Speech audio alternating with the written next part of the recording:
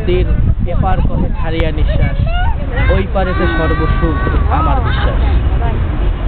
যারা বাংলাদেশে অবস্থান করেন তারা অনেকেই ভাবেন ইতালির মাটিতে যারা আছেন তারা সর্বসুখের মধ্যে আছেন। ইতালিতে যারা বাংলাদেশিরা আছেন তারা কেমন আছেন, কিভাবে আছেন, ইতালিতে আমাদের বাংলা সংস্কৃতি সব বিষয়ে আজকে আমরা মুখোমুখি হয়েছি জনাব মিজানুর রহমান সুমনের।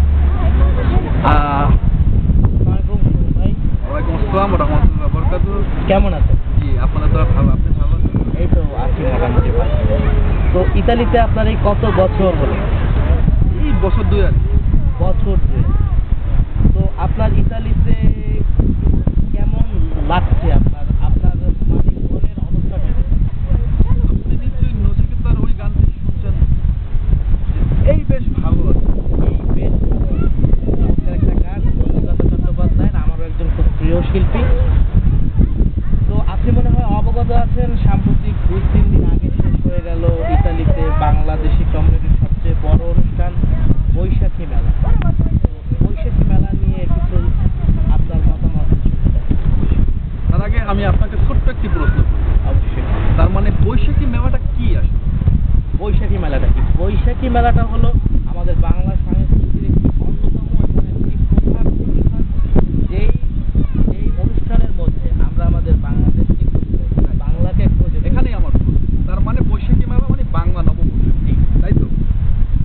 বাংলা বৈশাখী নববর্ষে বাংলা বৈশাখী মেলায় যদি হিন্দি গানের সুরে নাচ গান হয় তাহলে সেটা কি আর বৈশাখী মেলা হলো?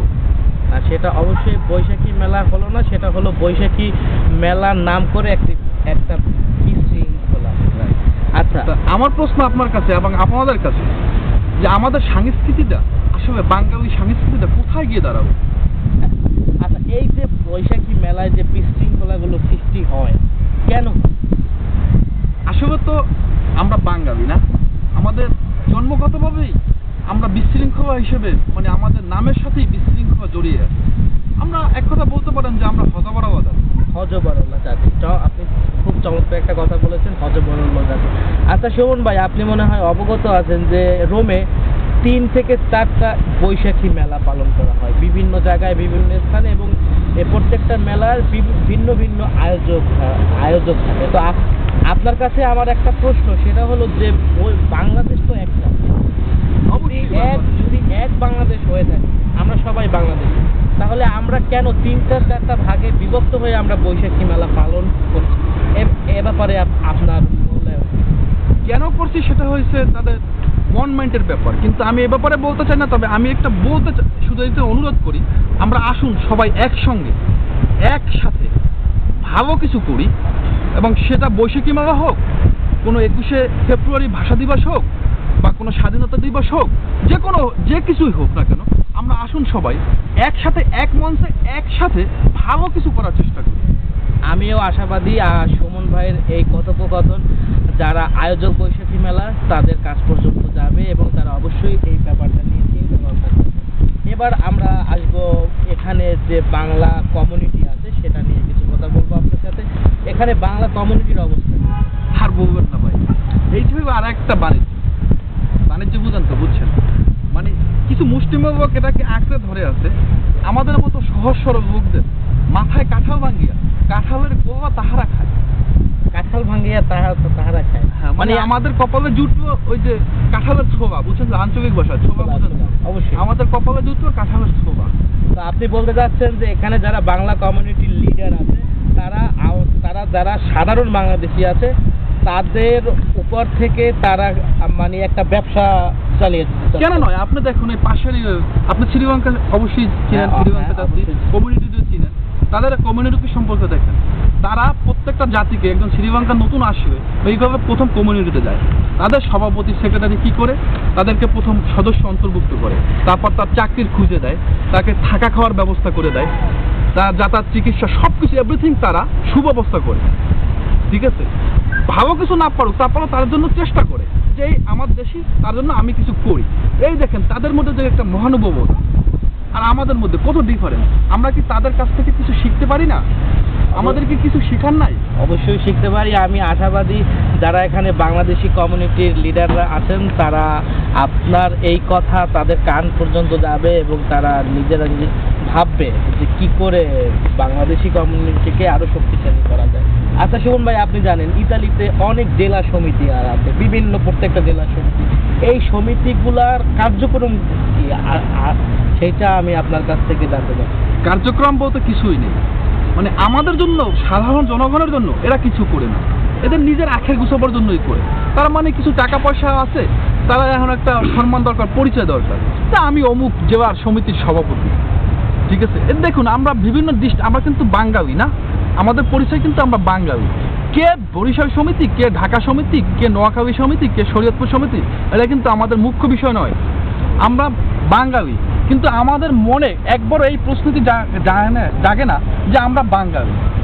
আসলে দেখেন আমরা কি আসলে কি 100 বছর পিছনে নাই এখনো?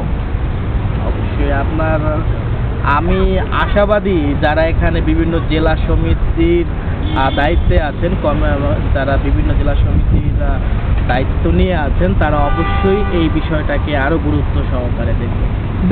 কি দেখবে? এটা তো তারা তো একটা মানে বাণিজ্য ব্যবসা করে, বুঝে না? তারা নিজেরা কিছু আখের গুছাই রাখে, আমাদের দেখা তো তাদের সময় নাই। আচ্ছা সুমন ভাই, আমি সাধারণ জনগণের কাছে বলি, সাধারণ যারা আমার মতন যারা আছে তাদের উদ্দেশ্যে বলি, আপনারা এই সমিতি সভাপতি সেক্রেটারি বা এই সমিতির ধারে কাছে যাবেন না, দেখেন এরা একসময় শূন্যের কথা চলে আসবে। ধন্যবাদ আপনাকে সুন্দর মতামত দেওয়ার জন্য। আচ্ছা সুমন ভাই, এখানে ইতালিতে অনেক বাংলাদেশি আছে যাদের অনেকের বৈধতা আছে এবং অনেকের বৈধতা নেই। যাদের বৈধতা নেই, যারা অবৈধ, এই দেশের বৈধ কাগজপত্র নেই, তাদের সম্পর্কে কিছু বলবেন কি? আসলে সব মিলিয়ে প্রবাসীরা কেউই ভালো নেই, তারপরে অবৈধরা তো আরো ভালো নেই। তাদের মাঝে সবসময় একটা হতাশা, আতঙ্ক বিরাজ করে, গ্লানি সবসময় তাদেরকে মানে আঁকড়ে আছে। এই যে একটা অবস্থা, আপনি ধরুন তারা অবৈধ, তারা চাকরি বাকরি পাইতেছে না, কি করবে? বাধ্য হয়ে রাস্তায় ব্যবসা করে। ব্যবসা মানে ওই যে ফুটপাতে যে ব্যবসা করে, সেটাও আবার পুলিশে ডিস্টার্ব করে। মানে এই পুলিশ আসলো, আবার সে দৌড়াইব, আবার সে জিনিসপত্র যে ব্যবসার আইটেমগুলো করবো, ওইগুলো আবার পুলিশে নিয়ে গেল। মানে একটা সারাক্ষণই একটা মানে আতঙ্কের মধ্যে থাকে। আচ্ছা ধন্যবাদ আপনাকে। তো এখানে দেখা যায় যে প্রায় 1 মাস পর পরই এখানে রোমের রাস্তায় মিছিল হয়, মিটিং হয়, বিভিন্ন সেমিনার হয়, ধর্মঘট হয় অবৈধদের বৈধতা দেওয়ার জন্য। তো আপনি এই ব্যাপারে কতটা আশাবাদী যে মিটিং করে কি বৈধতা আসবে? এটা একটা গুরুত্বপূর্ণ বিষয়। শোনেন, আমরা যাতে বাঙালি, আমি আগে আপনাকে বলেছি যে আমরা যাতে বাঙালি, আমরা কিন্তু স্বাধীনতা করেছি আন্দোলনের মাধ্যমে। কিন্তু এটা ইউরোপ, আমাদেরকে বুঝতে হবে যে এখানে আন্দোলন করে কিছু হয় না। হ্যাঁ, আন্দোলন করে হয় না সেটা, কিন্তু সেটা নিয়ম বহির্ভূত পাবে, নিয়ম মাফিক করতে হবে আপনার আন্দোলন। সেটা রাস্তায় মিটিং করে আপনার অবৈধতা বৈধ করার দাবি জানানো, আপনি সেটা ভালো একটা প্রক্রিয়ায় আমাদের যে অসুবিধার কথাটা তাদেরকে যদি বুঝিয়ে বলুন, মানে আমাদের এই কমিউনিটির নেতারা যারা ভালো ভাষা জানে, ভালো বিশেষজ্ঞ, বুঝছে তো, ভাষা বিশেষজ্ঞ, মানে আমরা তো ভাষায় খুব অজ্ঞ, যারা ভালো ভাষা জানে তাদের দ্বারা যদি বোঝানো হয় যে আমরা আসলে তোরা যদি আমাদেরকে বৈধতা দেশ, তাহলে তোদের কোনো সমস্যা নাই, আমরা কাজ করতে পারি, এই কথাটা যদি তাদেরকে বুঝিয়ে বলা হয়, তাহলে আমার মনে হয় এই কথাটা কিছু আসতে পারে। তবে এটা সম্পূর্ণ ইটালিয়ান পার্লামেন্টের ব্যাপার। এই মিটিং করে, এই ভুয়া জিনিস করে আমার মনে হয় না যে কেন সুফল কোনো জিনিস পাওয়া যায়। আচ্ছা ধন্যবাদ সুমন ভাই আপনাকে চমৎকার কথোপকথন বলার জন্য। আপনি হয়তো অবগত আছেন যে আজকের এই যে আমরা আপনার সাথে কথা বলছি, এটা হলো www.addamiitali.net এর পক্ষ থেকে। অবশ্যই। তো addamiitali.net আপনার কেমন লাগে? আসলে আমি কিন্তু আড্ডামিতালি আছি, তবে কন্টিনিউ না। আচ্ছা, তবে আমার আড্ডামিতালি খুব ভালো লাগে।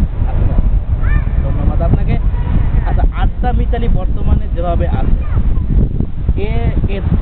এটাকে আরো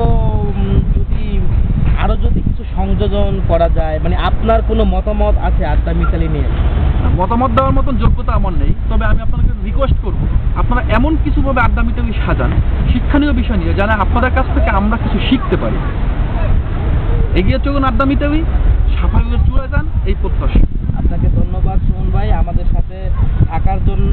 আমরা সুমন ভাইয়ের কাছ থেকে অনেক মূল্যবান কথোপকথন শুনলাম, বৈশাখী মেলা প্রসঙ্গে, বাংলা সংস্কৃতি প্রসঙ্গে, ইতালিতে বাংলা কমিউনিটি প্রসঙ্গে, ইতালিতে ইতালিতে যারা অবৈধ আছে তাদের প্রসঙ্গে এবং ইতালির বর্তমান বাংলাদেশি সমস্ত মানুষের কথাই হয়তো আমরা সুমন ভাইয়ের কাছ থেকে শুনলাম। আশা করি আরও কোনো এক সময় আমরা আবার তার কাছে ফিরে আসবো। আপনাকে অনেক ধন্যবাদ সুমন ভাই। আপনাকে অসংখ্য ধন্যবাদ এবং সাথে সাথে ধন্যবাদ জানাচ্ছি যারা তেগু বিশ্বের সামনে অথবা addamitegui.com-এ আমাদের এই কথোপকথন দেখবেন। তাদের সবাইকে শুভেচ্ছা ধন্যবাদ জানিয়ে এখানেই শেষ করছি। খোদা হাফেজ। এই ভিডিও চিত্রটি www.addamitegui.net এর পক্ষ থেকে করা হলো। ক্যামেরায় ছিলেন সৈয়দ শাহিন সৈয়দ। শাহিন ভাই, আপনাকে অনেক ধন্যবাদ আমাদের সাথে থাকার জন্য।